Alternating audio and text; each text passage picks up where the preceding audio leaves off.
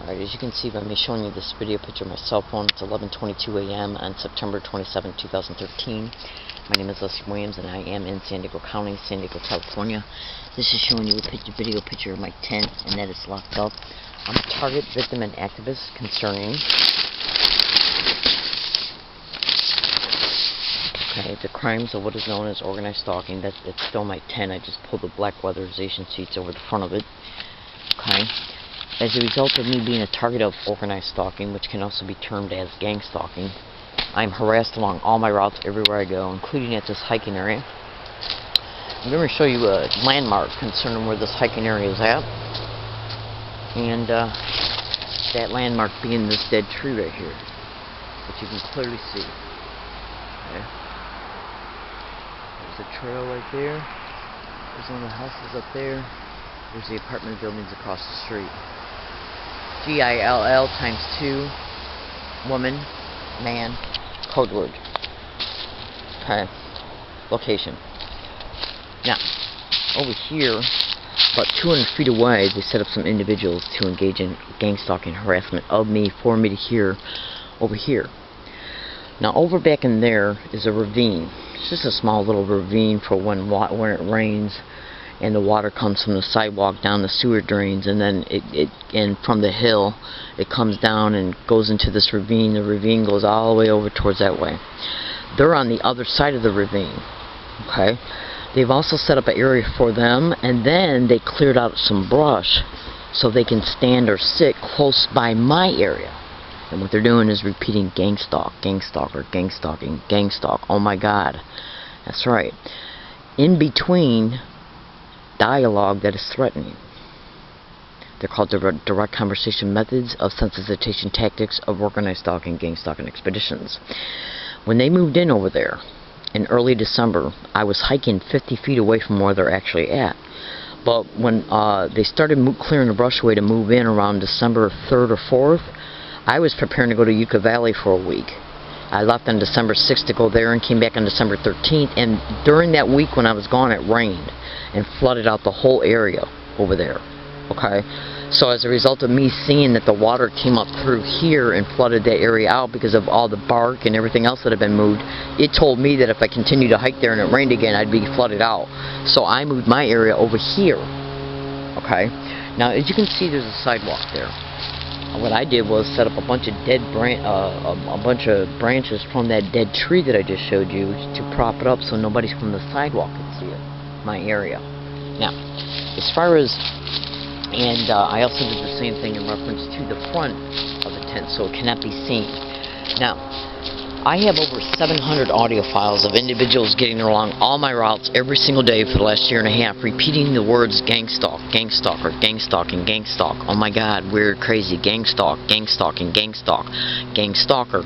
Oh my God, weird, crazy. And another word that has the initial CH. And I have the 700 audio files to prove it.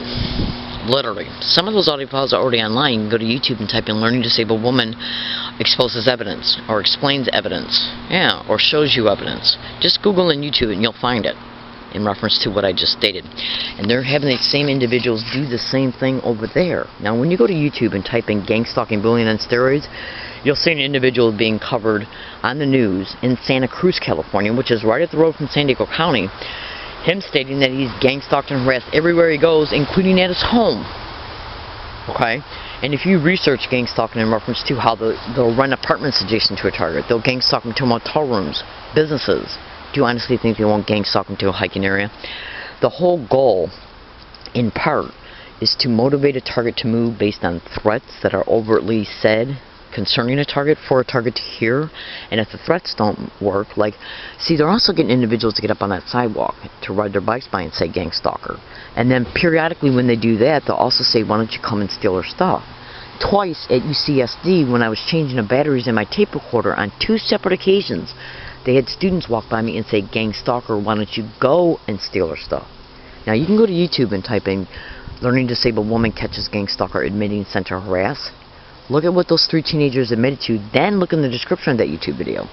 You'll see that there was at least one video already online, posted online, almost 2 full months before, showing me at a bus stop explaining what I was putting up with along my routes, And what the 3 teenagers admitted to 2 months later after that video was made is what was in that video. Then go to YouTube and type in 2/20/13. Learning disabled woman catches another gang stalker admitting sexual harassment. That was an individual admitting a San Diego police officer put him on a corner to do the same exact thing that 3 teenagers admitted to. You got to listen to it all the way to the very, very, very last second of that video, because you'll hear me stating at the end, and don't put your hands to your face no more. Okay, at the very end of that video.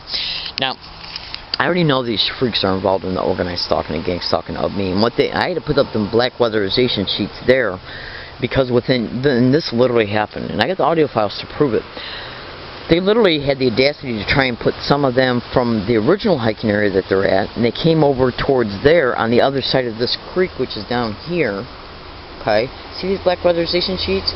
Right on the other side of that ravine, they tried to rake up an area so they could set up another hiking area there, so I would hear their harassment more clearly, and so they could act like they would be able to see where I was hiding certain property at. If they can't motivate a target to move based on the fear that they monger, why do you think they're getting on the sidewalk and saying, "Gang stalker, why don't you come and steal their stuff?" Okay? Why do you think they're saying that DSCFD? Why do you think that they set up some individuals to rake out an area? Because they knew that I saw that individual over there raking out the area that they eventually did put up before they put it up. Because I was in my tent around between December 1st and 5th, and I was watching the guy rake the area. So they knew that I saw what they do before they set up a hiking area. So what they did was they walked over here on the other side of this black weatherization sheet. In fact, I'll show it to you. Right over up in there, they started raking out another area. So I confronted them about it, and then in response to it, I put up these black weatherization sheets, and they did that because at that time, I was hiding my sleeping bags and my pajamas in a location that they would have been able to view as a result of them setting up an area right there. And they did that within a day and a half after I made some audio files stating that they might try and do it. Literally, and I got the audio files to prove it, so I can prove it if I ever had to. Their whole goal was to motivate me to move from this location based on the fear that my property would be stolen as a result of them supposedly knowing where it's at. As a result of them being able to see where I'm hiding it at, as a result of them moving closer to my hiking area. So I set up those black weatherization sheets. So what they might try and do is provoke me to move from here, or actually tell me I gotta move from here as a result of when I leave for the day, they could steal any of my property. I come home, realize it's stolen. Then as a result, they believe that I would go and confront them. That's right. They deny it happened, and then since they know that it's stolen and that I'm gonna probably approach them concerning it, they'll place somebody in the area to call the cops as a result of them saying they're hearing the incident unfold. Or one of them will call the cops, or a neighbor off the hill. Now you can go to Google and type in organized stalking or gang stalking and neighbors. Just do it.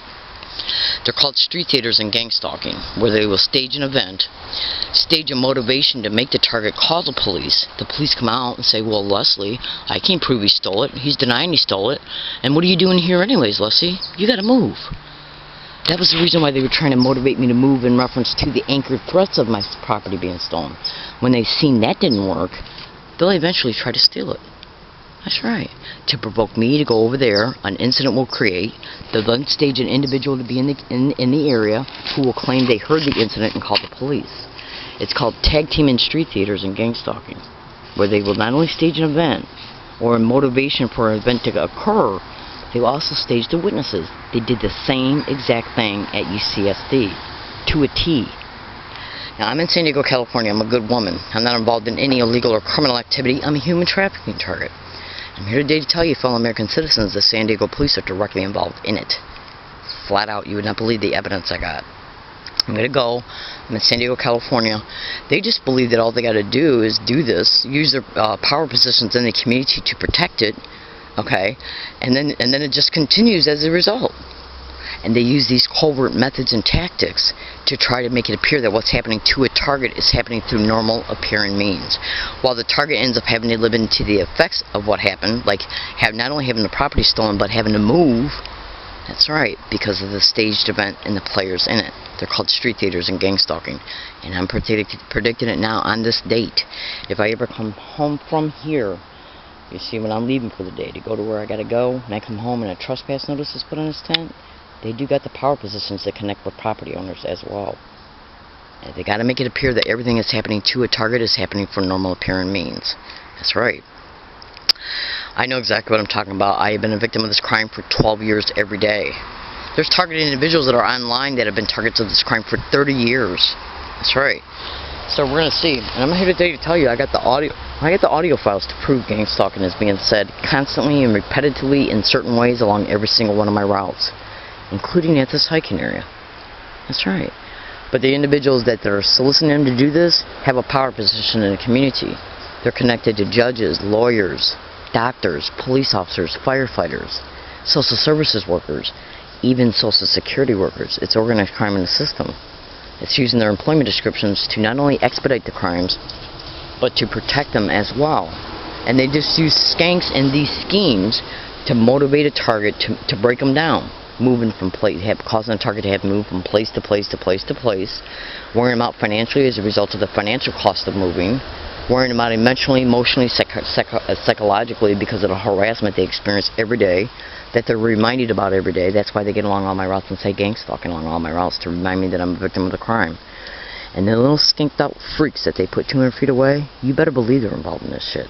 And they'll deny it up and down the road concerning it and call me crazy about it. You better believe they will. Rattlesnakes don't commit suicide. Thank you.